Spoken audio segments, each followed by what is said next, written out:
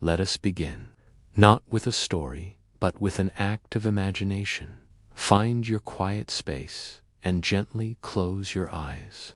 The darkness behind them is not an emptiness, but a canvas. And on this canvas we will paint a world. A world that existed long before the first memory, long before the first thought. Allow yourself to drift. We are unspooling the great thread of time, letting it run backward through our fingers, past the rise and fall of civilizations, past the reign of ice and behemoths, past the first flicker of complex life in the ancient seas. We are traveling to the dawn of the earth itself, an age of beginnings. Here the air is thick, heavy, and warm. The sky above is not a familiar, gentle blue, but a permanent, hazy twilight of amber and ochre, filtering the light of a sun that seems distant and less confident. Silhouetted against this strange sky are the razor-sharp peaks of new mountains, born from a relentless inner fire. Volcanoes, vast and dark, exhale immense plumes of steam and sulfur, a silent, ceaseless testament to the planet's molten heart. And below, a global ocean stretches to every horizon. It is not the vibrant blue of our world, but a deep olive drab, steaming with dissolved minerals from the planet's core. Pulled by a moon that looms like a giant lantern, the tides are immense, powerful, yet they crash upon shores of black basalt in a muted roar, for there is nothing to hear them. This ocean is a repository of chemicals, a vast planetary cauldron of potential. But it is an ocean without hunters and without hunted. A sea without motion, save for that of the wind and the moon. Everywhere you look, there is power. The raw, untamed power of geology and chemistry. The energy of a world still forging itself. It is a perfect workshop, stocked with all the raw materials. Water, carbon, nitrogen, an abundance of heat from below, and a steady stream of energy from above. And yet, the overwhelming sensation is one of absence. This raw, powerful world is a silent one. The wind howls over barren rock, but it does not rustle a single leaf. The lightning cracks, but no creature flinches at its sound. The waves churn, but they disturb no living thing. It is the profound silence of absolute solitude, a silence not of peace, but of utter, complete sterility. Breathe in this primordial air. Feel the immense, patient emptiness of a world waiting for its story to begin. Here, in this planetary cradle, rich with potential but empty of purpose, lies the most profound question in all of science. It is the riddle upon which our own existence is built. A mystery so deep that it predates thought, predates consciousness, predates life itself. How did the silence break? How did matter, inanimate and inert for eons, cross the great threshold? At what precise moment, and in what specific place, did mere chemistry learn the art of biology? This is the question of abiogenesis, the origin of life from that which is not alive. For all that we have learned, for all the cosmic distances we have measured, and the subatomic particles we have mapped, this question remains a vast, uncharted territory. It is the blank first page in the great book of life. We understand, with astonishing detail, the story that follows, the grand, sprawling epic of evolution by natural selection is the bedrock of modern biology. We can trace the lineage of species back through time, watching the great tree of life branch and flourish in the fossil record. We see its principles at work every day in the world around us. Evolution tells us, magnificently, how life, once started, adapts, changes, and diversifies into every form imaginable. But evolution requires a seed from which to grow. It explains the diversification of the living, but not the arrival of the first. It describes the rules of the game, but not how the first player came to the table. That first living entity, that single microscopic ancestor that managed to eat, to grow, and, most critically, to reproduce, its origin is the true enigma.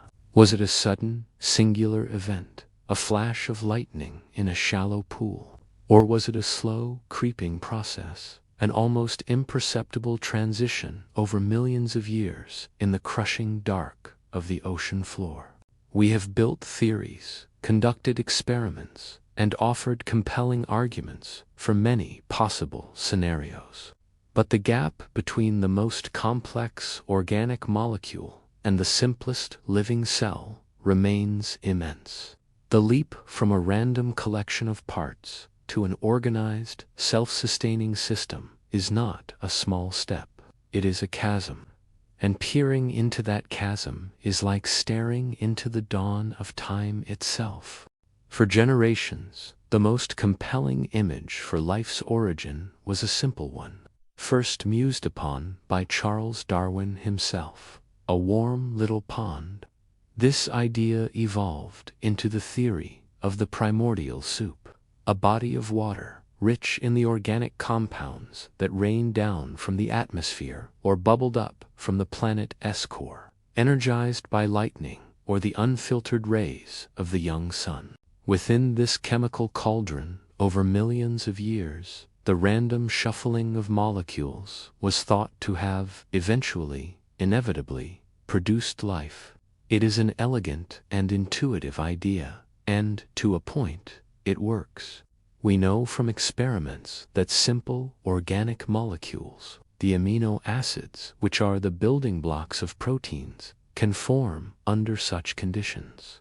The raw ingredients for life were likely not in short supply. But going from simple building blocks to a functioning structure is where the odds begin to lengthen into the realm of the impossible. Consider a single, average-sized protein. It is a chain made of hundreds of amino acids, linked in a precise and specific sequence. The function of that protein depends entirely on this sequence, which allows it to fold into a unique, intricate, three-dimensional shape. If the sequence is wrong, the shape is wrong, and the protein is useless. The number of possible ways to arrange these amino acids is a number so vast it defies imagination. It is orders of magnitude greater than the number of atoms in the entire known universe. To expect a single functional protein to form by random chance in the primordial soup has been compared to a blindfolded person given a billion-year-old Rubik's Cube with millions of faces, solving it on the first try. And life requires not one, but tens of thousands of these different, perfectly formed proteins to function. But let us, for a moment, grant this miracle. Let us imagine that a perfect set of proteins spontaneously assembled. They would be useless, dissolving back into the chaotic soup in an instant. They would need a vessel, a container. They would need a cell membrane, a delicate bubble of lipid molecules to separate the organized dance of life within from the chaos of the world without. So now, our lottery requires not only the miraculous assembly of thousands of proteins, but the simultaneous, perfect formation of a protective barrier around them. And even this is not the heart of the problem. The true secret, the very definition of life, is replication, the ability to create copies of itself. To do this, life requires a blueprint, an instruction manual. In all life today, that manual is DNA. DNA holds the code to build every protein the cell needs. But here we face the ultimate paradox. To read the DNA blueprint and build proteins, the cell uses, you guessed it, highly specialized proteins. This is the ultimate chicken and egg problem, written at the molecular level. You need the DNA to make the proteins, but you need the proteins to read and copy the DNA. So, which came first? Many scientists now believe that an earlier, more versatile molecule, called RNA, may have played both roles, a theory known as the RNA world. But even the spontaneous, random assembly of a single, stable, self-replicating RNA molecule from the chemical chaos of the early Earth is an event of such staggering improbability that it pushes the boundaries of chance itself. This is the grand obstacle. It is not a single challenge, but a mountain range of statistical improbabilities, each one higher than the last. The right parts, in the right place, at the right time, in the right order, all coming together to create not just a complex machine, but a machine that could build itself. So let us drift once more over the face of this young Earth, seeing it now not just as a beautiful world, but as the stage for an impossible event. The sheer, overwhelming beauty is now tinged with a profound sense of solitude. Float over the endless olive-green oceans. The colossal tides, pulled by a hauntingly large moon, surge against the barren continents. Waves crash upon shores of black volcanic sand and retreat with a hiss, but they leave no shells, no strands of seaweed, no tracks of any living thing. These waters are a planetary-scale chemical experiment, a repository of dissolved minerals and organic compounds. But it is an experiment that has not yet succeeded. It is a library containing all the letters of the alphabet, but unable to form a single word. Drift over the stark, red and black landmasses. The wind, a sterile and empty breath, howls through canyons carved by ancient floods, its sound absorbed by stone that has never known the touch of a single root or blade of grass. Rain, heavy with acid from the volcanic air, washes down the slopes of lifeless mountains, carrying silt to the sea in rust-colored rivers. It is a world of magnificent, dynamic geology, a sculpture being carved in real time by the raw forces of nature. But it is a sculpture in an empty gallery, with no one to witness it. Feel the weak but steady warmth of the distant sun on the rocky plains. It warms the stone, which warms the air, creating shimmers of heat in the thick atmosphere. But no creature is there to bask in its rays. See the brilliant, jagged forks of lightning split the ochre sky, their thunder rolling across a landscape that cannot flinch. This world is a paradox. It is filled with the ceaseless motion of physics and chemistry, yet it is utterly still. It is a perfectly tuned instrument that has never felt the touch of a musician. It is a fertile field that has never received a seed. The overwhelming feeling is one of waiting, a deep, patient, geological waiting. The planet itself seems to be holding its breath, caught in a state of beautiful, perpetual potential. It is a masterpiece of cosmic creation, perfect in every detail, save for one, the spark, the catalyst, the elusive beginning of a story that against all odds must somehow begin. We have stared into the primordial soup, and we have peered into the fiery mouths of deep-sea vents. We have followed the logic of a purely earthly origin to the edge of an abyss, a chasm of improbability so vast that it asks us to believe in a miracle of chance. And when faced with such a profound mystery, with an obstacle that seems insurmountable, science prompts us to ask a daring question. What if we have been searching in the wrong place? For this whole journey, our gaze has been fixed downward, upon the planet itself, upon its chemistry, its geology, its potential. Now, let us do something different. Let us lift our gaze. Look up from the sterile oceans and the empty continents. Look past the hazy ochre sky and the ghostly, oversized moon. Look out into the profound blackness that cradles this young world. A void that is not empty, but filled with the silent, patient travelers of the cosmos. Comets, trailing ethereal tails of ice and dust.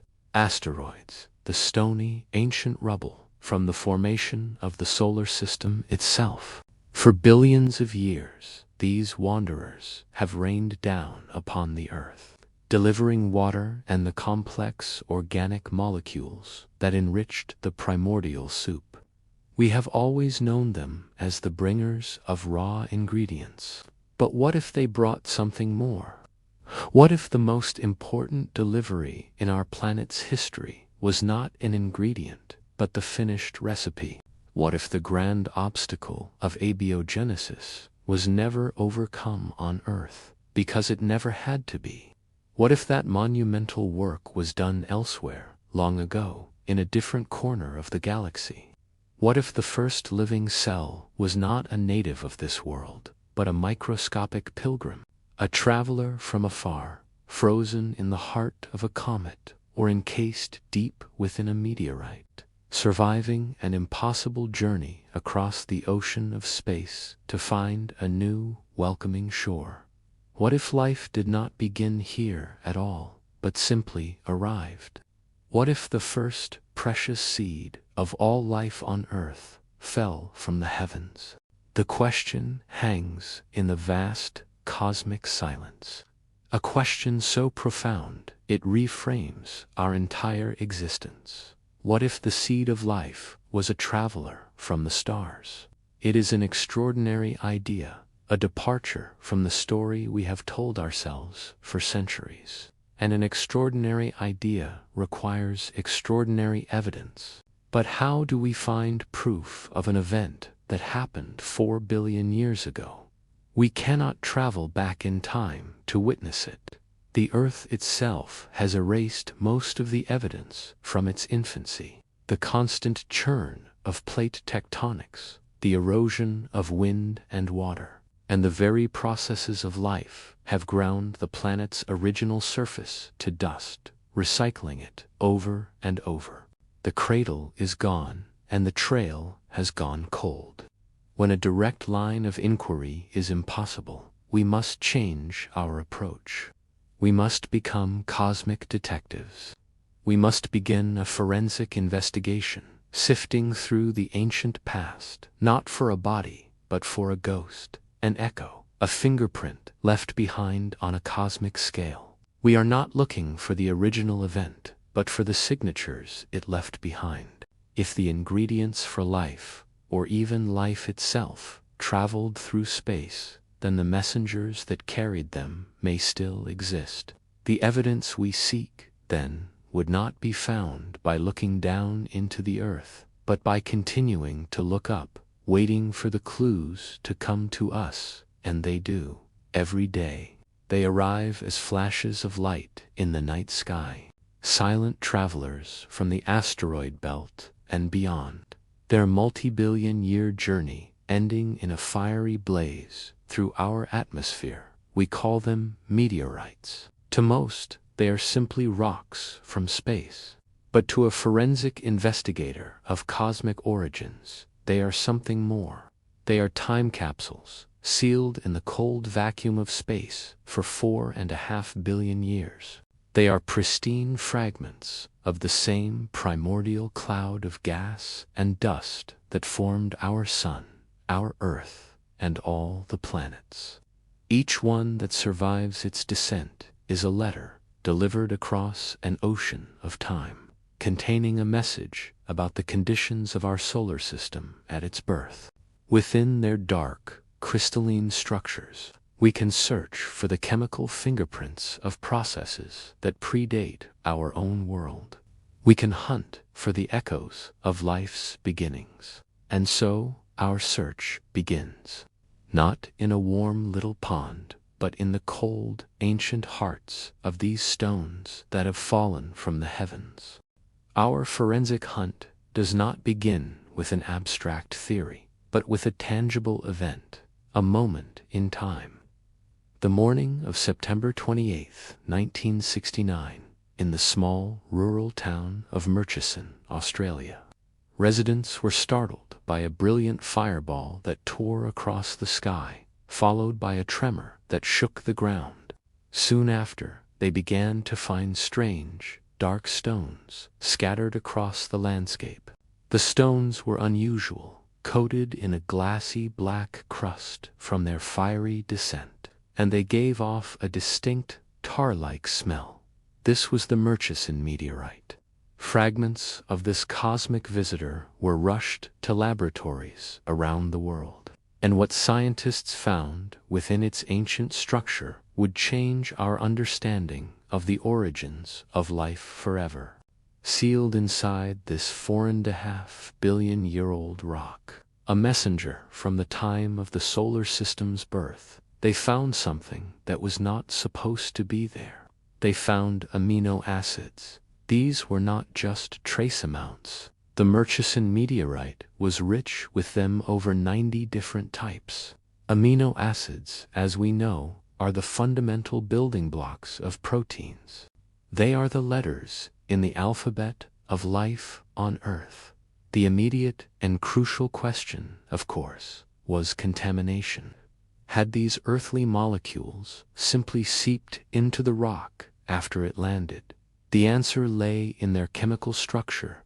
Molecules, like our hands, can exist in two mirror image forms, a left-handed version and a right-handed version. For reasons we still do not fully understand, all life on Earth is built exclusively from left-handed amino acids. Any discovery of right-handed amino acids in a sample would be a telltale sign of non-biological or extraterrestrial origins.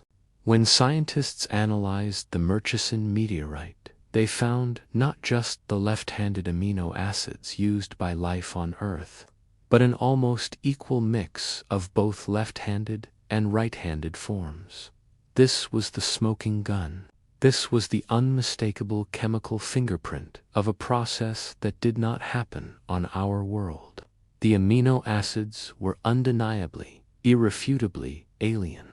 The Murchison meteorite was a message written in the universal language of chemistry. It told us that the building blocks of life are not a unique invention of our planet.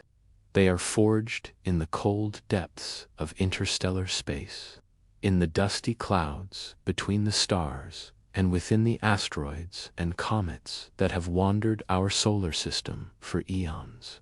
The fundamental ingredients required to build a living organism were not confined to a warm little pond on Earth.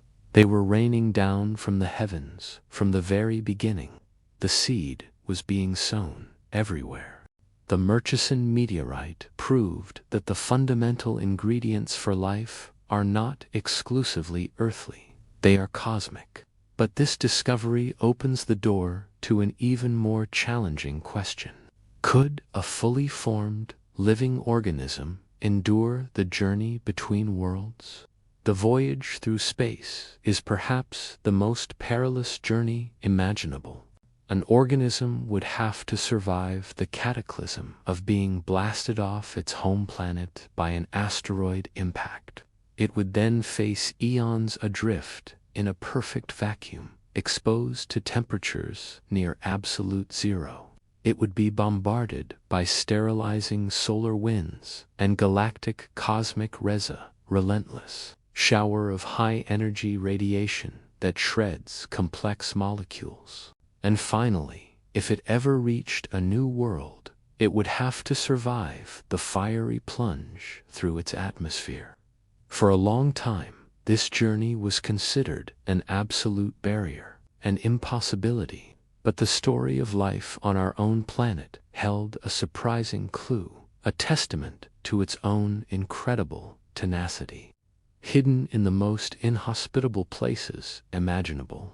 We began to discover organisms we call extremophiles, creatures that thrive in conditions that would mean instant death for us. Life flourishing in the boiling, acidic water of hot springs, in the crushing pressure of the deepest ocean trenches, and even within the cooling core of nuclear reactors. Life, it seemed, was far tougher than we ever imagined. And among these impossible survivors, one stands out as the ultimate champion of endurance. It is a microscopic, 8-legged creature that looks like a tiny, waterlogged bear. It is the tardigrade. The tardigrade is, perhaps, the most indestructible animal we have ever encountered.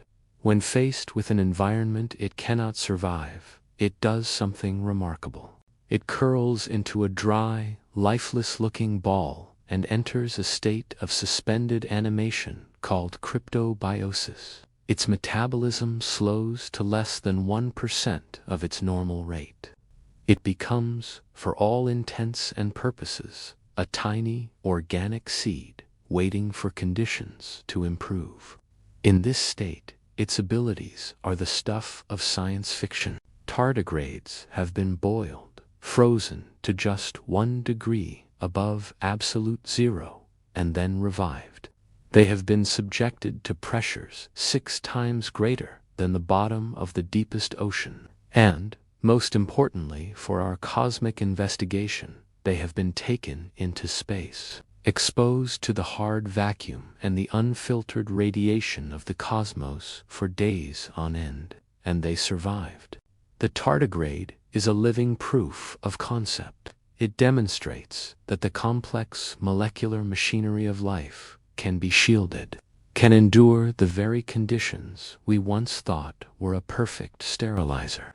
While it is an animal, not a microbe, its existence proves that the blueprint for life is not as fragile as we assumed. It shows us that a microscopic organism, shielded from the worst radiation deep within a meteorite, could indeed make the impossible journey. The void between worlds is not an impassable gulf, it is merely a challenge, and life is a master of overcoming challenges. We have found the ingredients for life in cosmic dust. We have seen that life can be resilient enough to survive the journey. But the ultimate forensic clue would be a body fossil. Is there any evidence that life has ever been found in a rock from another world?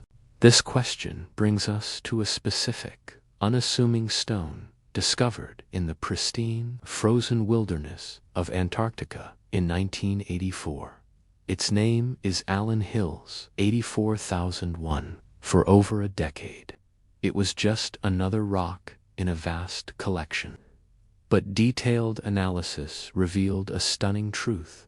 This was no ordinary meteorite. Its chemical signature was a perfect match for the atmosphere of Mars. This was a piece of our neighboring planet, blasted into space by an ancient asteroid impact, which then wandered the solar system for millions of years before falling to Earth. In 1996, scientists at NASA made an announcement that electrified the world. Peering deep into the meteorite's microscopic structures with powerful electron microscopes, they had found something. Tucked within the ancient Martian rock were tiny, segmented, worm-like shapes that looked, for all the world, like the fossilized remains of primitive, bacteria-like organisms. Alongside these structures, they found specific types of mineral grains, crystals of magnetite, which, on Earth, are often produced by biological processes. The implication was staggering. If this was true, it was proof that we were not alone.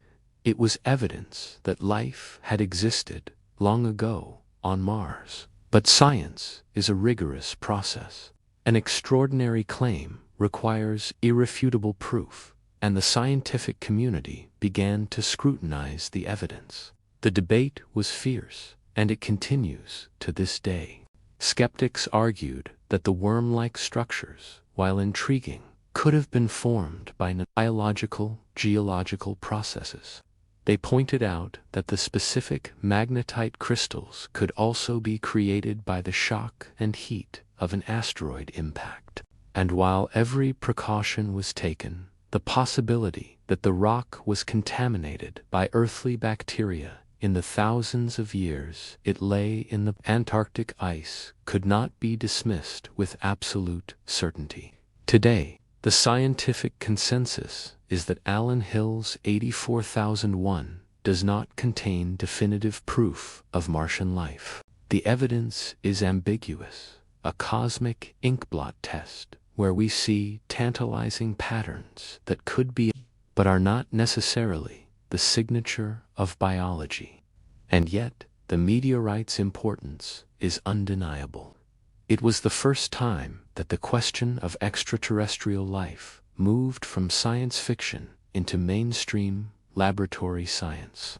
It ignited the modern field of astrobiology and spurred a new generation of missions to Mars, specifically designed to search for signs of past or present life. It remains the most provocative and controversial clue in our entire investigation, a whisper from another world that we have not yet been able to fully translate. So, let us step back. The forensic investigation has presented its evidence. We have journeyed from a dusty town in Australia to the frozen plains of Antarctica. From the microscopic resilience of a water bear to the heart of an ancient rock from Mars, no single clue has provided a definitive answer. There is no smoking gun, but in a case this old, this profound, we cannot expect one. Instead, we must look at the pattern the evidence creates. First, we found the building blocks. The Murchison meteorite proved that the amino acids, the fundamental components of proteins, are common in our solar system, forged in the ancient cloud that gave birth to the sun and planets. The ingredients for life are not a special feature of Earth. They are cosmic. Next, we found the proof of survival, the incredible tenacity of extremophiles, and the near indestructibility of the tardigrade, demonstrated that the hard vacuum and lethal radiation of space are not an absolute barrier. Life, at least in some forms, is tough enough to make the journey. And finally, we found a whisper of possibility from another world. The Allen Hills meteorite, though controversial, forced us to confront the real possibility that life may have once existed on Mars. It showed us that our sterile, primordial Earth may have had a neighbor that was once a cradle for biology. Taken in isolation, each of these clues is just an intriguing data point. But viewed together, they weave a compelling narrative. They form a powerful circumstantial case. They show us that the components of life are universal, the journey between worlds is plausible, and the existence of life elsewhere is a serious scientific question.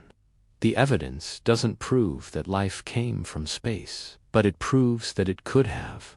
The hypothesis is no longer a mere fantasy. It is grounded in tangible, scientific clues. And this body of evidence gives us permission to formally name the theory it supports. Our forensic hunt is complete.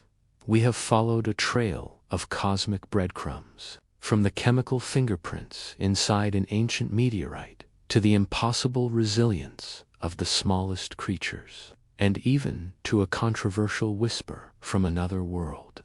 This collection of clues, this web of circumstantial evidence, has led us to the threshold of a new perspective. The time for investigation now gives way to the time for explanation.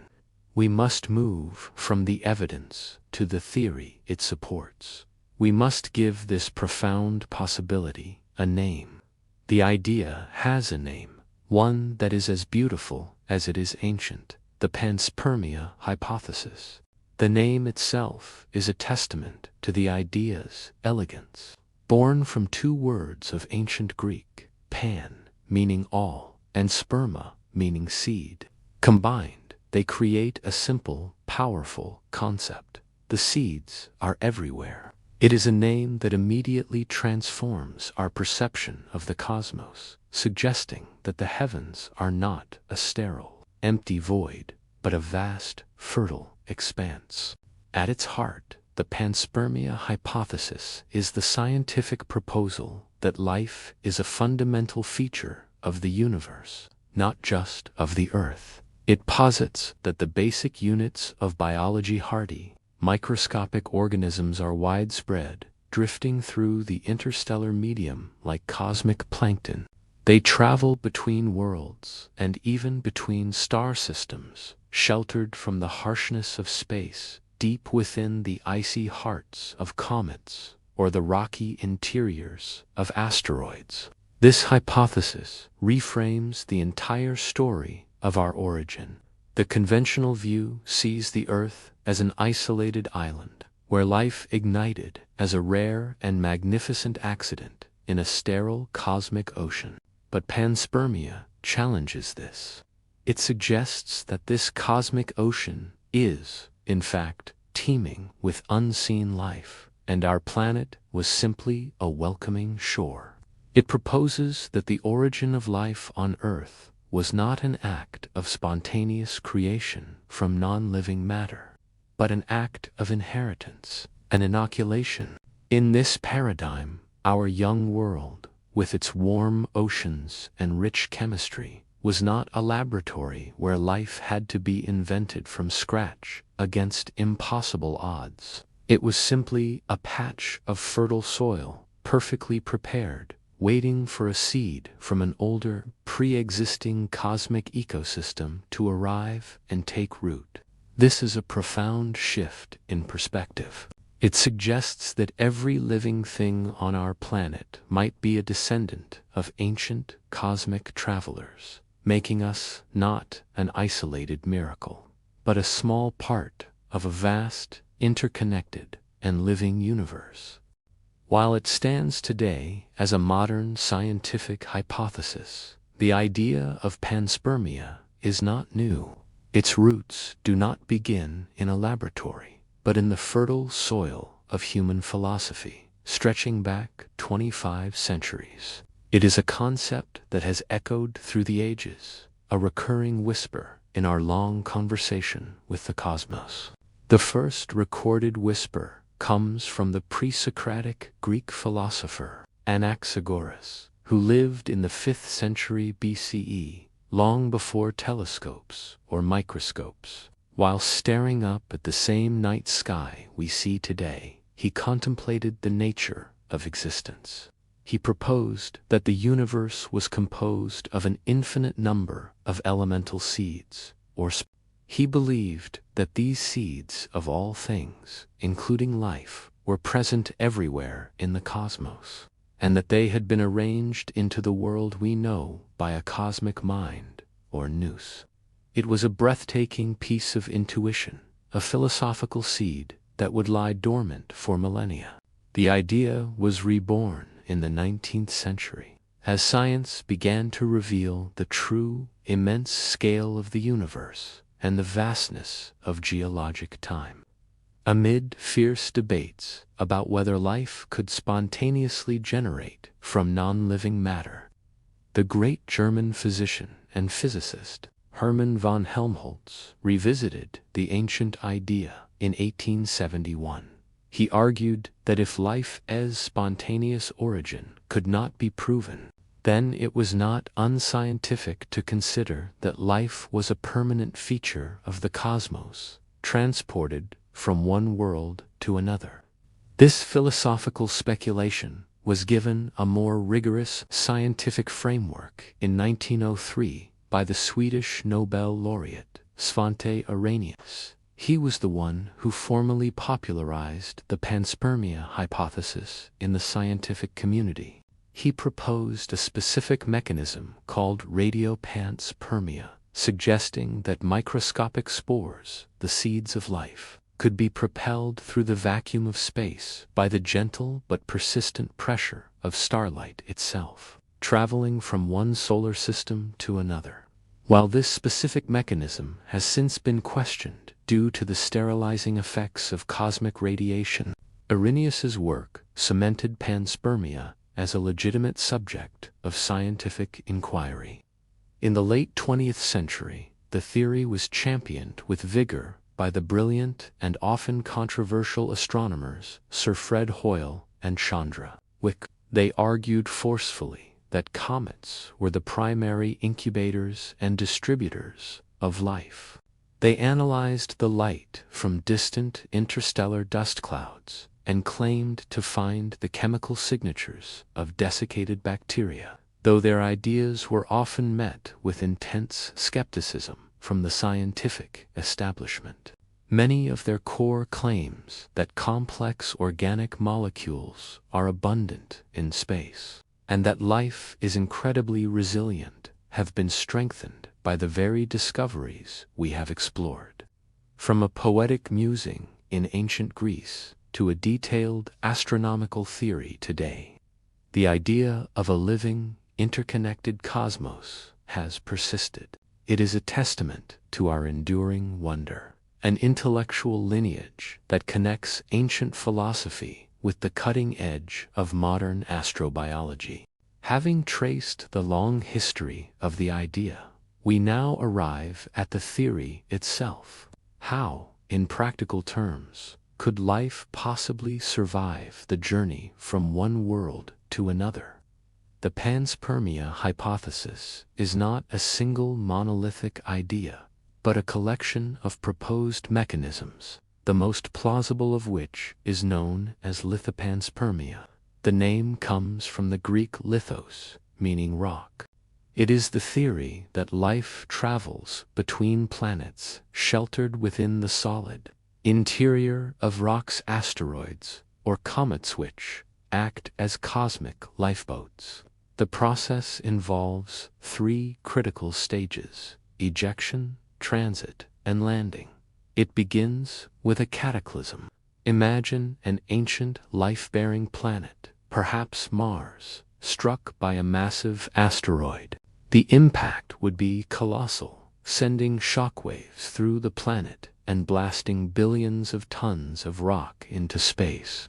While the surface material would be vaporized, microbes living deep within the rock, insulated from the worst of the heat, could survive being launched into space at escape velocity. Then comes the long journey of transit, adrift in the void for thousands, or even millions, of years. The rock acts as a shield. Just a few feet of solid rock is enough to protect its microscopic cargo from the sterilizing effects of ultraviolet and cosmic radiation. Within this cold, dark refuge, microbes could enter a dormant, suspended state, their biological processes slowed to a near standstill, waiting. Finally, the landing, if the rock's long, wandering orbit eventually intersects with another world. Like the young Earth, it plunges through the atmosphere. The exterior of the rock becomes a fiery meteor, heated to thousands of degrees.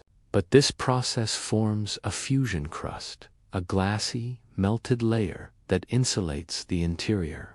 The core of the meteorite can remain cold, even frozen, protecting its passengers until the final jarring impact with the ground or the ocean, where they can be released into a new, potentially habitable environment. While lithopanspermia, carried by the cosmic messengers of comets and asteroids, is the most scientifically discussed mechanism, there is another, more speculative variation.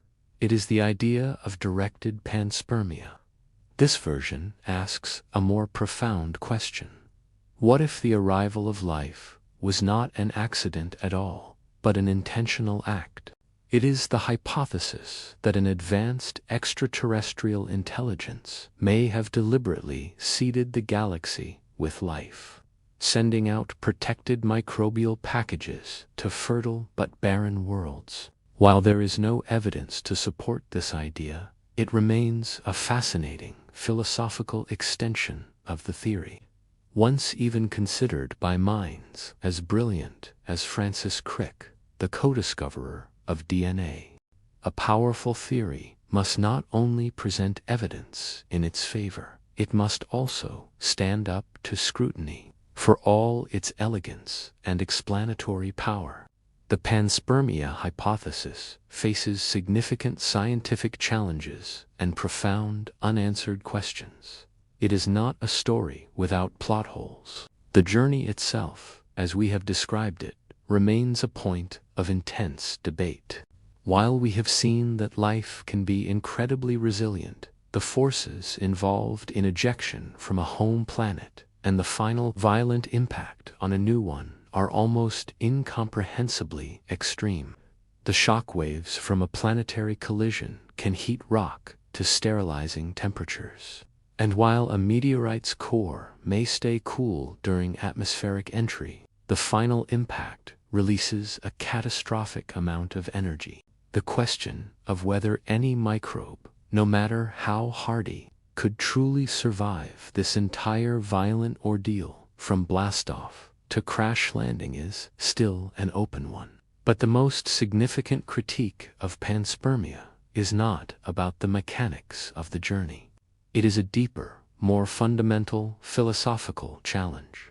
Panspermia does not actually solve the great mystery of abiogenesis.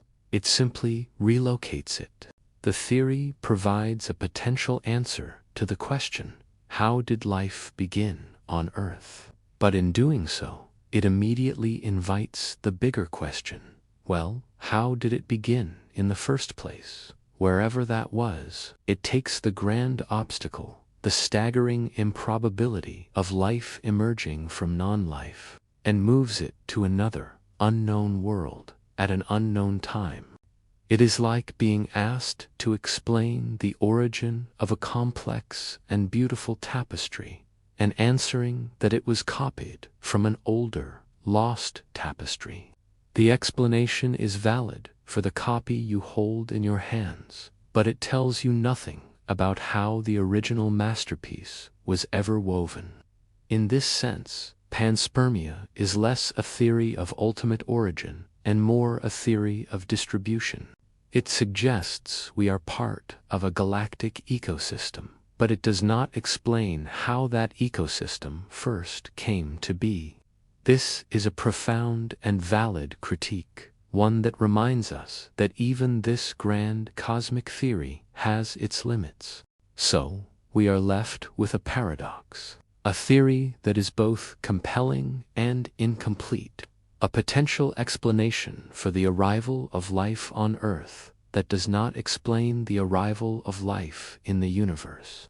Given these limits, what is the true and lasting value of the panspermia hypothesis?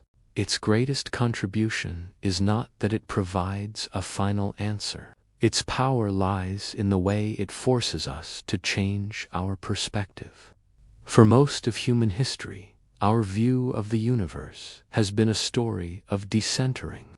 We once believed the Earth was the center of all things, until science showed us it was just one planet among many, orbiting an ordinary star.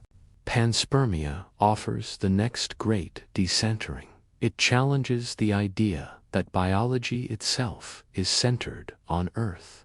The theory compels us to consider that life might not be a local, chemical fluke, but a fundamental property of the cosmos, as universal as gravity or light. It suggests that the same laws of biology that govern our world may apply throughout the galaxy and beyond. It reframes the universe from a sterile, dead expanse, dotted with a few rare points of life, into a potentially vast, interconnected, and living ecosystem. Whether life on Earth ultimately arrived from space or not, the hypothesis forces us to look up and see the cosmos not as a void, but as a realm of biological possibility. It is the foundation of the modern science of astrobiology. It fuels our search for life on Mars and on the moons of Jupiter and Saturn. Its true value, then, is that it shatters our cosmic solitude. It transforms life from a lonely miracle into a universal potential. And that shift in perspective is perhaps its most profound legacy. And so, our great exploration of time and space begins its gentle return, bringing us back to the quiet stillness of this present moment. Before we arrive at our final reflection, let us pause and look back upon the path we have traveled. Let the story we have explored settle not as a collection of facts, but as a feeling, a shift in the landscape of the mind. Our journey began on a world that was not yet our home. We painted a picture of a primordial earth, a place of raw, elemental beauty. We imagined its hazy, amber skies, its vast olive-green oceans, and the silhouettes of young volcanoes against a distant sun. It was a world perfectly prepared, a planetary cradle rich with all the necessary ingredients for life. Yet it was wrapped in a profound and aching silence. There we stood together before the grand obstacle, the chasm of statistical improbability that separates non-living chemistry from the first living, breathing cell. In search of a bridge across that chasm, we became cosmic detectives. We lifted our gaze from the planet and began a forensic hunt for clues that had fallen from the heavens. Our investigation led us to the Murchison meteorite, a stone that carried an undeniable message. The building blocks of life are not uniquely earthly, but are forged in the cosmos. It led us to the impossible resilience of the tardigrade, a living testament that the harsh void of space is not an absolute barrier to life. And finally, it led us to the Allen Hills meteorite, a controversial whisper from Mars that, proven or not, opened our minds to the possibility of life on other worlds. This trail of circumstantial evidence gave us the courage to formally name the theory it supported, the Panspermia hypothesis, the ancient, elegant idea that life is not a local invention, but a universal inheritance. We explored the mechanisms by which microscopic pilgrims might travel between worlds, shielded in lifeboats of rock and ice. And with intellectual honesty, we also faced the theory's own challenges, the unanswered question of life's ultimate origin, a mystery it relocates but does not solve. Each step was a deeper turn into a grand and wondrous possibility. Let this final idea settle gently in your mind. Allow it to unfold not as a startling fact, but as a quiet, wondrous realization. Having journeyed from the sterile shores of the primordial earth through the cosmic dust of ancient meteorites, we arrive at the most profound implication of all. It is a thought that changes not what we are, but how we see what we are. The idea is this: if panspermia is true, then every living thing on this planet is of extraterrestrial origin. In the deepest and most literal sense, we are all aliens. Let the common meaning of that word fade away. This is not a story of strange creatures or distant invaders. It is a more beautiful and intimate truth. To be alien is simply to be of another place. It suggests that our deepest roots are not in the soil and water of this world alone, but in the ancient dust between the stars. It means that while our bodies were formed from the elements of this planet, the spark of life itself, the intricate, self-replicating blueprint in our cells, is a legacy from a time before Earth was our home. This is our cosmic heritage. It is the understanding that the unbroken chain of life within you stretches back beyond the formation of our seas, beyond the cooling of our planet's crust. It is a river of existence that began flowing in some other, older part of the galaxy and found a new channel here. Every cell in your body carries the memory of an impossible journey. Every breath you take is a testament to a form of life so resilient it could cross the void. We are not a lonely, isolated miracle that happened in a single pond. We are the current expression of a vast, interstellar story. This realization that our heritage is cosmic fundamentally changes our place in the universe. It lifts us from being a solitary, miraculous accident and makes us a part of a much grander, interconnected system. It suggests that the universe is not a sterile void dotted with rare, isolated points of life. Instead, it could be a single, vast, living ecosystem. The space between the stars is not an impassable gulf, but a medium for transfer. The comets and asteroids are not just debris, but cosmic pollinators, carrying the potential for biology from one planetary shore to another. In this vision, Earth is not the only garden. The seeds of life are universal, and it is likely that they have landed on other fertile worlds in other star systems, perhaps giving rise to other trees of life, entirely unknown to us. Our existence here, then, is not proof of our uniqueness, but rather a hint of a universal truth, that the cosmos is fundamentally hospitable to life. We have often heard the poetic truth that we are made of stardust, but panspermia offers an even deeper biological truth. Not only are the carbon, nitrogen, and oxygen atoms in our bodies forged in the hearts of long-dead stars, but the very blueprint of life itself may also be a traveler from that stellar realm. We are not just built from the dust of the stars. We may be animated by their ancient, living legacy. We are, in every sense of the word, children of the cosmos. And now, let the intellectual part of this journey fall away completely.